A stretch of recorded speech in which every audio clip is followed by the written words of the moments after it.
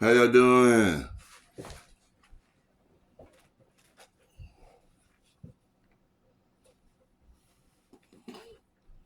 Day in the life, Dr. Kush. Yeah, man. You got your boy in here, man. He's talking about working life. As an older man, you have to wonder if you worked enough to make sure your Social Security's good. Are you gonna have Social Security with the government's working? 57. Working like 3 jobs and trying to launch a Roku channel. So I figure, we're gonna come on here and talk about life,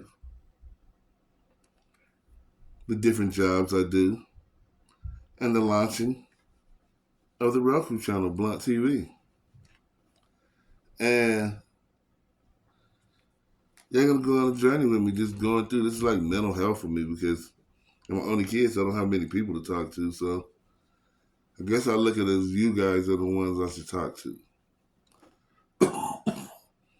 One of my jobs I do is working in the parts store. Later on down the line, as I'm talking, I'll probably tell y'all the parts store. If you see a lot of my TikToks, you'll see a lot of the parts store in it. But it's a parts store. I'm 57. For some reason, the last 2 jobs I've had seems to not have chairs. I was a GM at Jiffy Lube when I came to the parts store. So you figure, because being a GM at Jiffy Lube, you work with a lot of parts, it's kind of a bit of a transition. But before that, I was actually never nowhere mechanically inclined. So a lot of times people come to the store and they got certain parts and they think you're a mechanic. I'm not a mechanic. I know a lot of parts, but I'm not a mechanic. So you have to get to a point where you explain it to them like, look, I need to know the name of the part. Thank goodness for Google, those ways to get around that by taking a picture of the part and being able to figure out the part now. Things that a lot of people didn't have, especially when I started. You didn't have that type of thing in your phone. Now you do. Or the craziness of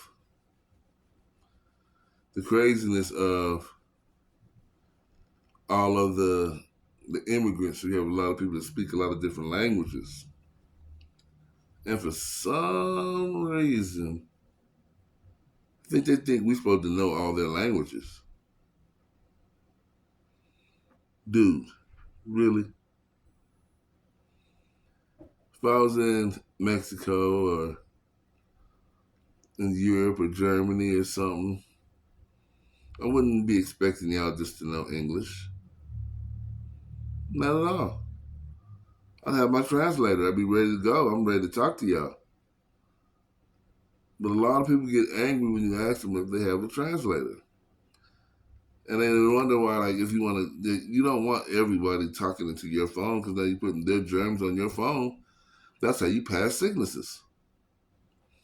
People don't understand when I'm trying to say that to them, that I can talk on my phone and respond to you. You talk in your phone and ask your questions. Your germs stay with you. My germs stay with me. Neither one of us can get sick. And working at this parts store now, 4 years plus. Well, going on my 4th year, I guess. You look at it like, why? Why? Have we not made it a little easier? Do we have a microphone for the computer where if they talk into it, we can see it and we can respond back? But it's not. So since it's not, a lot of people need to be a little more patient and first and foremost be a little more patient because patience is the key. I'm a veteran, so I come from being very diligent about my movements, very, I move with lines, like I do stuff at the same time all the time. So if I like the job, it's gonna be really early. If I think the job is like bullshitting me, we get there right at it or a little late. But 9 out of 10, I'm 15 to 20 minutes early all the time, even if I'm just sitting in the parking lot, because I'd rather be early than late. But, the language barrier, once again, to go back to that, the language barrier is definitely, I think, a lot of people in customer service is dealing with right now. I've actually ordered translation earphones. So I'll definitely be telling you about a day in the life with the translation to see if it really works, see if it makes my day a little easier. Because I'm tired of people just talking, and sometimes I think they be talking shit about you. I think they actually be talking a little shit about you, but you don't know. You don't know. So I figure I should know. So what I'm thinking is I will start listening better with the translation devices. And if they say something out of line, I will let them know I understood you. And they're going to be kind of shocked. On the little thing, it says you should have one in your ear and you let them use your other one, but I would never do that because that's, once again, passing times. Being on this job now over 4 years, I've got the COVID. And it seems as though I just got past the RSV, the respiratory stuff. That was rougher to me than the COVID. As you see, I'm still kind of coughing a bit. So at work, I usually be wearing a mask just to not pass on nothing, even though I don't believe I have anything.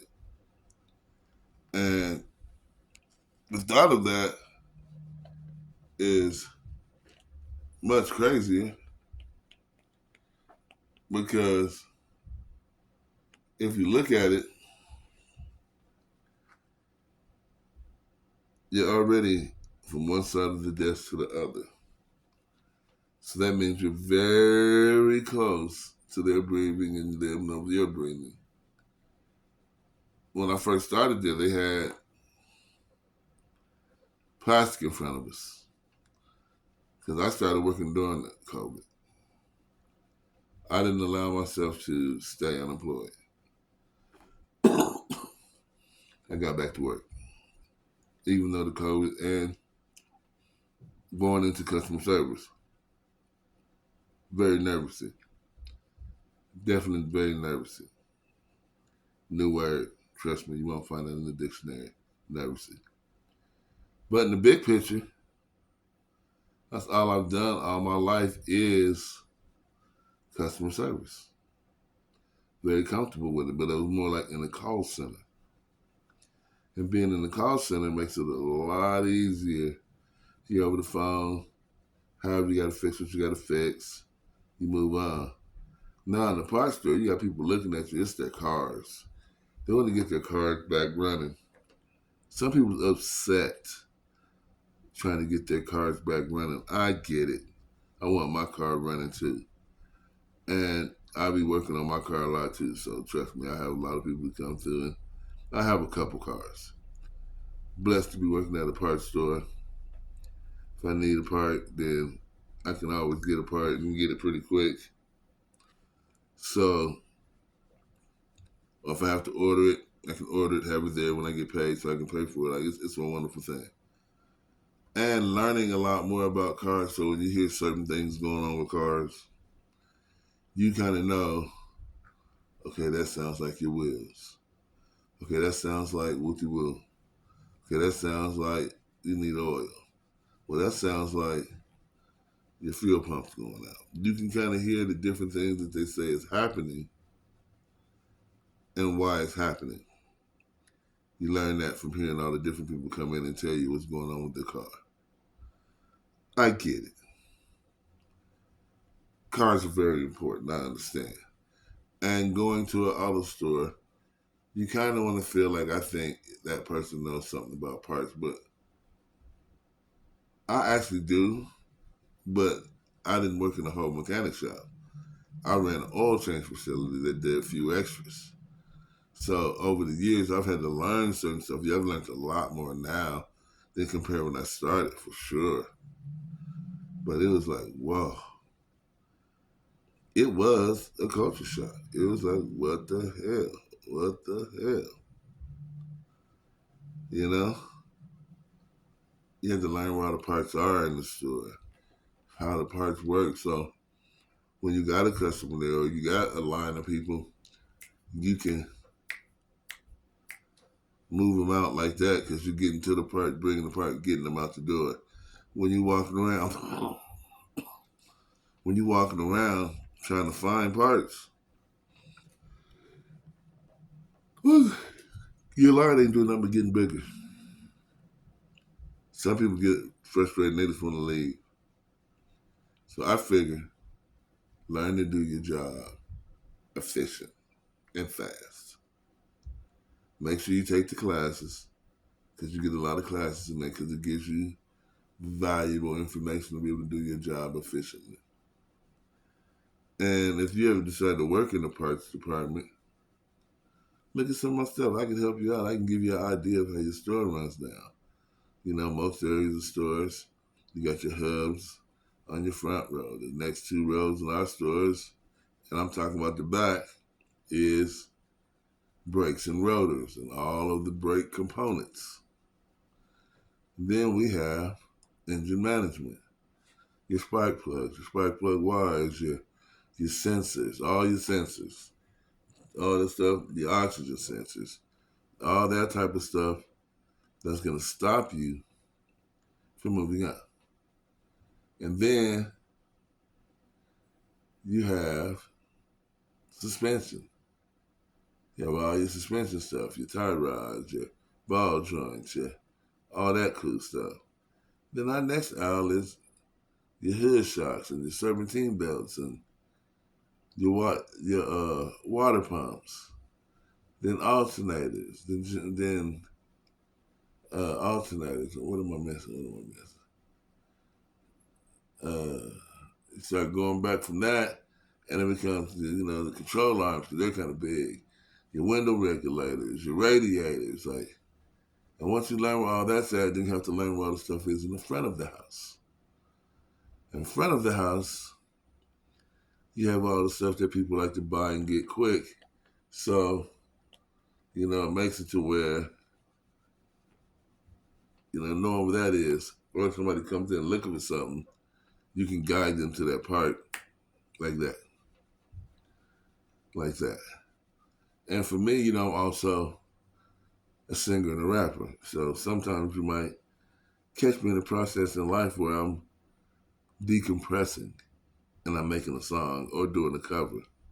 Because I also do cover songs too, Kiss Up Under the Covers. At 57, I do a lot of things to try to become financially free.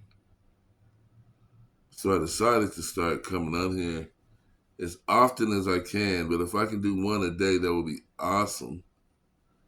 But I'm trying to come here as often as I can so that I can walk y'all on this journey of a day in the life of hard work. And with all that hard work,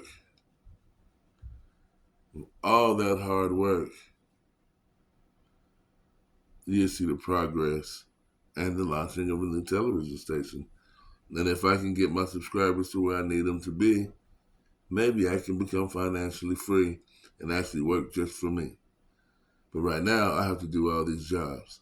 And the crazy thing about it is, like right now, I have a broke ankle, fractured shin, 2 tears in the calf from an accident. But I'm still at work every day. I see a lot of younger people acting like work is the devil. What? Work is the devil? Wow. Is this a level of entitlement? Or have I been doing the wrong thing for all these years? You know, I started working as a teenager. I started working as a young man. Like, I was raised on working. Hell, I was cash register for my mom's record store at 5, 6, 7 years old. Like, I've been raised on the premise of work. Work. I can hear it in my head right now. Work, work, work, work, work. Women say you work, work, work, work, work. I mean, like, and even though I've been on different jobs in different places, took so many years off, I've definitely worked over 20 years. At 57, I put in over 20 years of work. So I know if nothing, I should have a COFA and Social Security. This job is allowing me to build a 401k. And with that being said, being able to build a 401k is also a secondary bit of money that I can be having in later years in life as it is building up until I'm ready for it. How long do I want to work at this job? I don't know. But right now, it seems to pay decent. I'm the only person though, so I pay rent by myself. I pay groceries by myself, light bill. And Colorado is not the cheapest right now. It's like, I see why a lot of people have left. Because we don't have the best pricing structure at all. Like, we don't have the best pricing structure. The pricing structure is terrible. And when I say this not lightly. It is a struggle and a strain to live life in this manner. And everybody says, well, you should have a significant other. But you want to find somebody, as they would say, equally yoked. Somebody that makes you happy by your side when you're sad, help you get healthy, and the same thing you could do for her. As y'all both build financial freedom. Financial freedom is very imperative to change your life and live a better life. Because a lot of people don't understand what financial freedom is. And that's, I'm figuring, man, I'm 57. I'm trying to live my later years in life on beaches, on boats, enjoying a little life because I've worked all my goddamn life. And I don't think working all my goddamn life means that I don't get to have, it has to be all work, no play. It's time for some play. It's time to meet some exotic, beautiful women around the world. My equally yoked woman might be somewhere totally different than where I live in Colorado, and that's why I might not have met her. I want to live my life like it's golden. I want to live and let live. I want to be free. I want to understand that you only live life once, and it's my turn to really start living life. When I said working 3 jobs and I'm 57, it's probably more like 5 or 6 because I design my own clothing. I do the music. I run a label on a radio station in Blunt TV, One Blunt Radio. I have my own websites that I manage. But then those 3 jobs I work conventionally. I referee adult sports. I work at a parts store and part-time in Texas. Stuff is crazy. I'm putting in that work, man. But all y'all watching, thank you, man. Wait for part two. I'll see y'all tomorrow.